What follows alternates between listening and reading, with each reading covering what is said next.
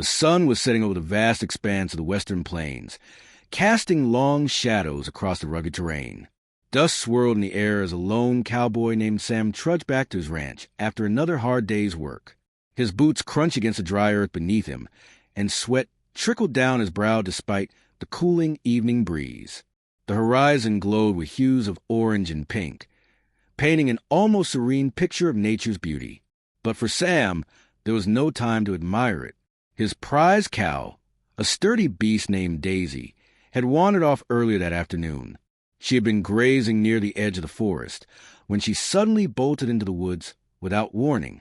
Sam had called out her name, but Daisy only responded with a distant moo before disappearing among the thick foliage. He cursed under his breath, knowing full well how valuable Daisy was to his livelihood. Losing her would mean losing more than just a good source of milk. It would be losing part of his family. So here he was, lantern in hand, venturing deeper into the shadowy woods as dusk settled around him. Little did he know, this journey would lead him far beyond finding a lost cow. It would unravel secrets buried deep within these ancient trees. As Sam entered the forest, the world seemed to shift. The open sky above gave way to dense canopies of towering pines, their branches intertwining like gnarled fingers stretching toward heaven. Moonlight filtered through the gaps, creating patches of silvery light on the forest floor. The air grew cooler, carrying with it the faint scent of damp leaves and moss. Crickets chirped softly in the background, accompanied by the occasional rustle of small creatures scurrying through the underbrush. Sam held his lantern high, its flickering flame casting eerie shadows on the surrounding trunks. Every step felt heavier now, as if the forest itself resisted his intrusion. Yet he pressed on, calling Daisy's name every few moments. "Daisy!" he shouted, his voice echoing faintly through the stillness. There was no answer, save for the hollow reverberation of his own words bouncing back at him. He paused momentarily to listen. Somewhere ahead, he thought he heard something, a low groan, perhaps, or maybe the creaking of wood. It could have been nothing more than the wind playing tricks on his ears, but curiosity got the better of him. With determination etched onto his weathered face, he moved forward, following the sound. The path became narrower as he ventured further, forcing him to navigate carefully between fallen logs and tangled roots. A chill ran down his spine as the darkness thickened, making even the smallest sound seem magnified. Then, without warning, he stumbled upon a clearing bathed in moonlight. At first glance, it appeared ordinary enough, a patch of grass surrounded by tall trees, but something about it made Sam's stomach churn uneasily. In the center of the clearing stood a massive oak tree, its bark cracked and weathered from years of exposure to the elements. And hanging from one of its lower branches was a rope. Sam froze, his heart pounding wildly in his chest. For a moment, he couldn't move, couldn't breathe. The sight sent shivers coursing through his entire body. Who, or what, had left such a grim reminder here? Was it some prankster's cruel joke? Or worse, was it evidence of tragedy? "Who's there?" Sam called out, his voice trembling slightly. Silence answered him. The forest remained eerily quiet, as though holding its breath. Reluctantly, Sam approached the tree, his lantern illuminating the scene bit by bit. The rope swayed gently in the breeze, taunting him with its presence. As he drew closer, he noticed something tied to the base of the trunk, a piece of paper, yellowed with age. Curiosity overcoming fear, he reached down and picked it up, unfolding it carefully. Scrawled across the paper in shaky handwriting were 3 simple words: "Beware the woods." Sam stared at the message, confusion clouding his mind. What did it mean?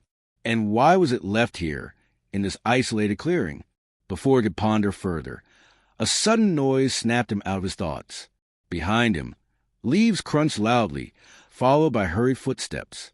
Whirling around, lantern raised high, Sam scanned the area frantically. "Who's there?" he demanded again, louder this time. Shadows flitted between the trees, too fast for him to make out clearly. Panic began to rise in his chest. Whatever, or whoever, was out there, they weren't alone. Then, a figure emerged from the darkness. It was an old man, hunched over with a cane supporting his weight. Wrinkles lined his face, and his eyes gleamed with an intensity that belied his frail appearance.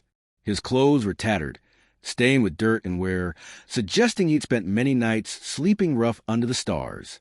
"You shouldn't be here," the old man rasped, his voice gravelly with age. "This place isn't safe."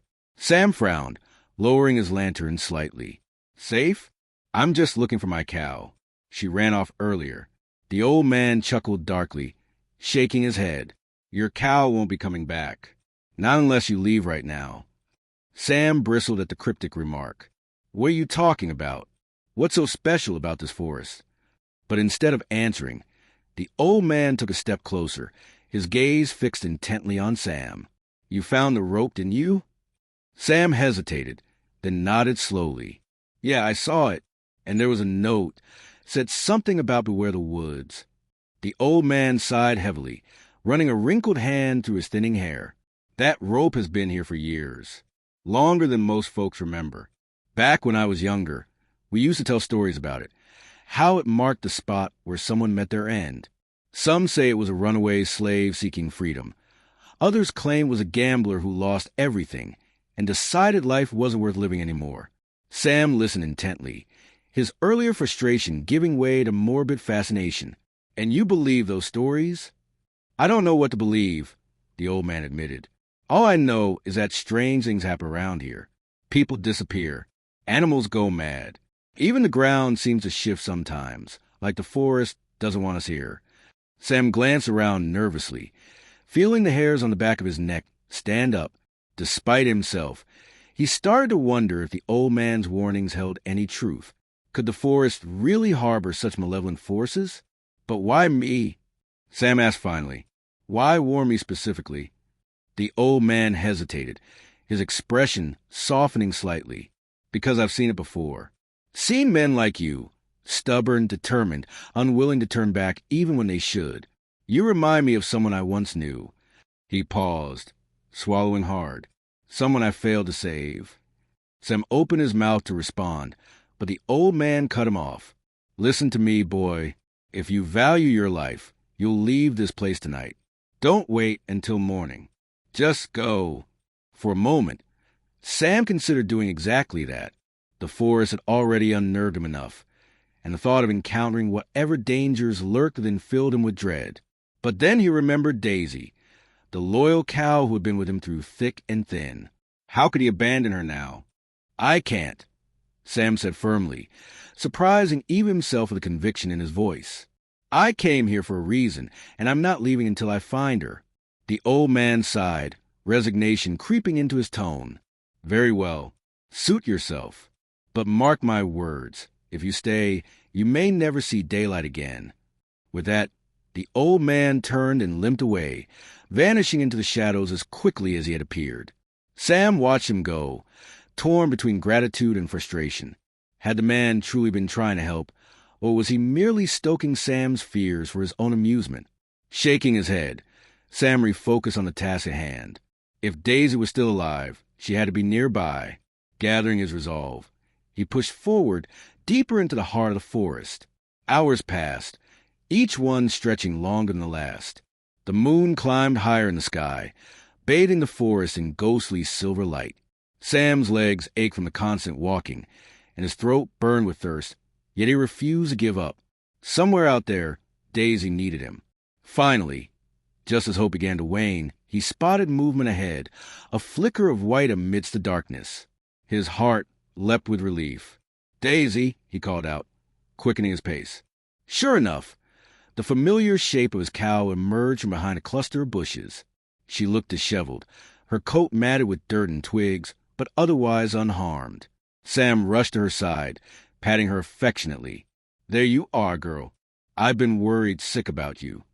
Just as he was about to lead Daisy away, however, a new sound reached his ears, a low growl, rumbling like thunder in the distance.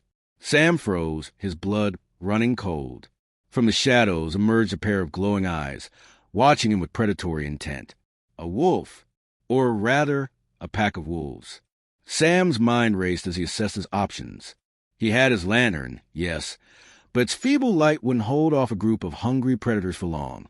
And while Daisy might provide temporary protection, she wouldn't stand a chance against sharp teeth and claws. Thinking quickly, Sam grabbed hold of Daisy's leash and backed away slowly, keeping the lantern raised high. The wolves circled cautiously, their movements deliberate and calculated. They weren't afraid of him, not yet, but they weren't ready to attack either. "Stay calm, Daisy," Sam murmured, his voice steady despite the fear clawing at his insides. "We're getting out of here." Step by agonizing step he retreated, guiding Daisy carefully through the treacherous terrain. The wolves followed, their growls growing louder with each passing second. Sweat dripped into Sam's eyes, blurring his vision, but he dared not stop moving. To do so would mean certain death. At last, salvation came in the form of a narrow stream, winding its way through the forest. Sam splashed into the icy water, pulling Daisy along with him. The wolves hesitated at the edge, sniffing the air warily. Water had always been a deterrent for them, and tonight was no exception. Breathing a sigh of relief, Sam continued upstream, hoping to put as much distance between himself and the predators as possible. Eventually, the sounds of growling faded into the night, replaced once more by the gentle rustling of leaves and chirping of crickets. When they finally reached safer ground, Sam collapsed onto the damp earth, exhaustion overtaking him. Daisy nuzzled him gently, her warm breath accompanying presence in the chilly night air. For a moment, all was quiet, just the two of them, alive and together. Yet, as Sam gazed up at the star-studded sky, a nagging thought crept into his mind. The forest had tested him tonight, revealing both its beauty and its danger. But what else lay hidden within its depths? Secrets untold, mysteries unsolved, and perhaps dangers far greater than mere wolves. Little did he know, his adventure was only beginning. As the first light of dawn began to creep over the horizon, painting the sky in soft hues of orange and pink, Sam sat by the stream, his thoughts swirling like the water at his feet. The night had been long, filled with fear and adrenaline, but now, as the world slowly awoke, he felt a strange mix of relief and unease. Daisy grazed nearby, her presence a comforting reminder that not everything in this wild land was out to harm him. Yet, the old man's words echoed in his mind, refusing to let him find peace. "Beware the woods," Sam muttered under his breath, staring into the distance. The forest loomed ahead, its towering pines standing like silent sentinels guarding secrets buried deep within. He had survived the wolves, but the old man's warning lingered, gnawing at the edges of his resolve. What else might be lurking in those shadows? And why did the old man seem so certain of danger? Sam stood up, brushing dirt from his trousers, and took a deep breath. The sun would rise fully soon, and with it came the promise of clarity, or perhaps more questions. Either way, he couldn't leave without understanding what lay beyond the clearing with the hanging rope. There was something about that place, something that pulled at him, urging him to uncover the truth. Daisy followed obediently as Sam ventured back toward the heart of the forest. The morning air was crisp, carrying with it the faint scent of pine needles and damp earth. Birds chirped overhead, their cheerful songs contrasting sharply with the heaviness in Sam's chest. Despite the beauty surrounding him, he couldn't shake the feeling that the forest was watching, waiting. When they reached the clearing, the massive oak tree stood as imposing as ever, its twisted branches reaching skyward like skeletal fingers. The rope still swayed gently in the breeze, though today it seemed less menacing and more symbolic. Sam approached cautiously, his lantern unnecessary now in the growing daylight. Tied to the base of the trunk was another piece of paper, identical to the one he'd found the previous night. His pulse quickened as he untied it, unfolding the yellow parchment carefully. Scrawled across it were different words this time, the past whispers here. Sam frowned, his brow furrowing in confusion. "What does that mean?" he murmured aloud. His gaze drifted upward to the rope, then back down to the ground. Was this some kind of riddle, or was it a clue pointing to something deeper? Before he could ponder further, a rustling sound drew his attention. From the corner of the clearing emerged a figure. Not the old man this time, but someone entirely unexpected. It was a young woman, no older than 20, dressed in simple yet sturdy clothing. Her hair was tied back tightly, revealing sharp features framed by freckles dusted across her cheeks. She carried a small satchel slung over her shoulder and held a rifle loosely in her hands. "Who are you?" Sam asked, his voice firm but tinged with caution. The woman stopped short, her green eyes narrowing as she studied him. "Same question goes for you," she replied, her tone steady despite the surprise evident on her face. "I don't get many visitors out here." "I'm Sam," he said, stepping forward slightly. "Just looking for my cow. She wandered off yesterday. I ended up finding this." He gestured vaguely toward the rope. The woman's expression shifted, her curiosity piqued. "Ah," she said softly, glancing at the rope herself. "So you've seen it too." "Seen what?" Sam pressed, leaning closer. "Do you know something about this place?" She hesitated, clearly weighing her options. Finally, she sighed and lowered her rifle. "My name's Clara," she introduced herself. "And yes, I know a little about this spot. My family used to live around here before. Well, before things got complicated." "Complicated how?" Sam prodded, intrigued despite himself. Clara glanced around nervously, as though afraid someone or something might overhear them. "There's an old story about this tree," she began reluctantly, "about a man who disappeared years ago. Some say he hung himself from that very branch after losing everything. Others claim he was murdered, though no one ever found his body. Either way, folks started avoiding this area altogether, said it was cursed." Sam listened intently, piecing together the fragments of information. "That matches what the old man told me last night. He admitted, he warned me to stay away, said strange things happen here." Clara raised an eyebrow. "Old man? You mean Jacob? He's been wandering these woods for decades, telling anyone who'll listen about the dangers hidden out here. Most people think he's just a crazy hermit, but there's truth in what he says." "Truth?" Sam repeated, his interest piqued even further. "What kind of truth?"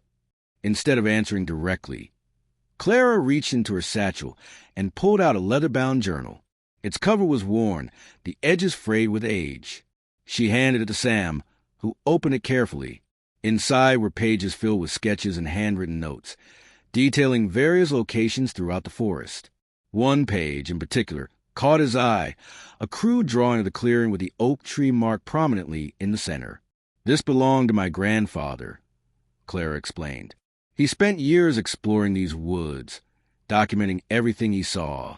According to him, this tree isn't just where someone died. It's where something began." "Something began?"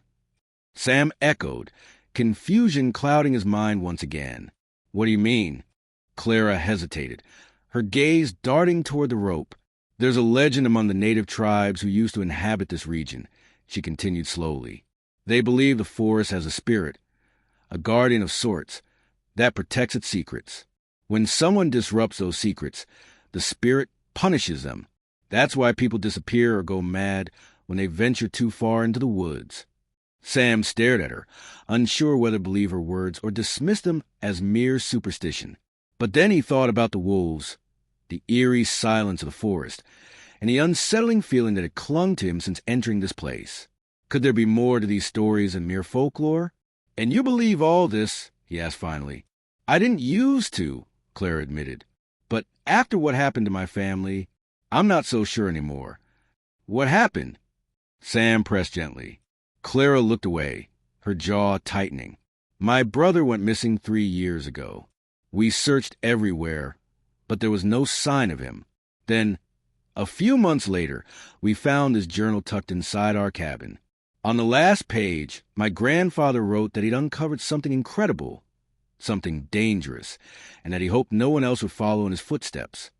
Sam flipped through the remaining pages, searching for any hint of what her grandfather had discovered. Most of the entries were cryptic, filled with references to hidden caves, ancient artifacts, and mysterious symbols carved into trees. One passage, however, stood out. "The key lies beneath the roots. Follow the whispers to unlock the door." "What does that mean?"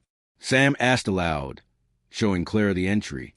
She shook her head, her lips pressed into a thin line. "I don't know, but if I had to guess, I'd say it points to something buried near this tree." "Buried?" Sam repeated, his mind racing. "You think whatever's causing all this trouble is down there?"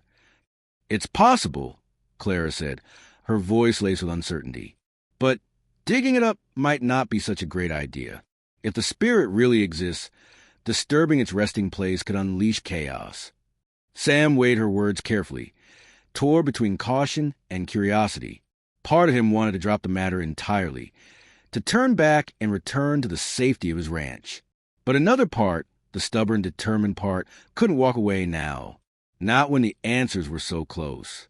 "I have to see for myself," he declared finally, setting the journal aside. "If there's something buried here, we need to find it." Clara regarded him silently for a moment, then nodded reluctantly.